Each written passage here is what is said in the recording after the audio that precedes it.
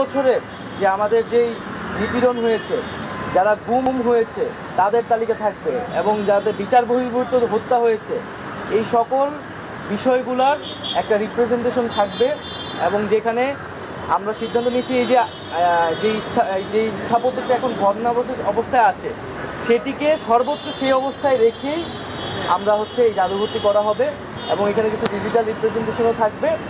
আমরা এই ভগ্নাবশেষগুলো রেখেই আমরা কিছু ডিজিটাল কার্যক্রমের মাধ্যমে এই জাদুঘরটি থাকবে, এবং পুরো 16 বছরের আমরা একটা চিত্র সেখানে তুলে ধরার চেষ্টা করি। পরবর্তী প্রধানমন্ত্রীর বাসভবন বিষয়ে সেটা পরবর্তীতে আলোচনা হবে। এখন আমাদের যে প্রধান উপদেষ্টা ডক্টর মোহাম্মদ ইউনূস, তিনি যেখানে আছেন যমুনাতে, তিনি সেখানেই থাকবেন। আর যেটা বললেন যে এখন যে অবস্থা, এখন আমরা ভিতরে দেখতে পেয়েছি যে এখানে প্রচুর দেওয়াল লিখন আছে, গ্রাফিতি আছে। যারা সেদিন এসেছিলেন, স্টুডেন্টরা এসেছিলেন, তারা তাদের ক্ষোভ প্রকাশ করেছেন। এবং এখানে অনেকে কিছু ফার্নিচার, আসবাবপত্র যেগুলো লুটপাট হয়েছিল সেগুলো কিন্তু মানুষ আবার রেখে গেছে, সেগুলোও সংরক্ষণ করা হয়েছে। এবং ভাঙচুর রয়েছে, মানুষের ক্ষোভের বহিঃপ্রকাশ পুরা বিল্ডিংটার চারিদিকে ছড়িয়ে রয়েছে।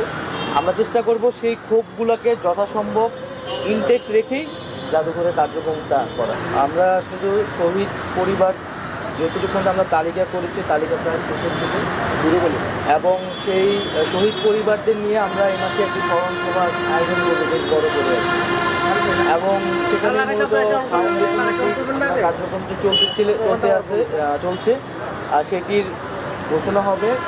এবং আমাদের যেই আহতদের ব্যাপারে এবং শহীদ পরিবারদের ব্যাপারে যে কমিটমেন্টগুলো, আর্থিক এবং অন্যান্য প্রতিশ্রুতিগুলো সেখান থেকে দেওয়া হবে, এবং যে তালিকাটিও সেখান থেকে আমরা ঘোষণা করব। এটা এই মাসের মধ্যেই হবে।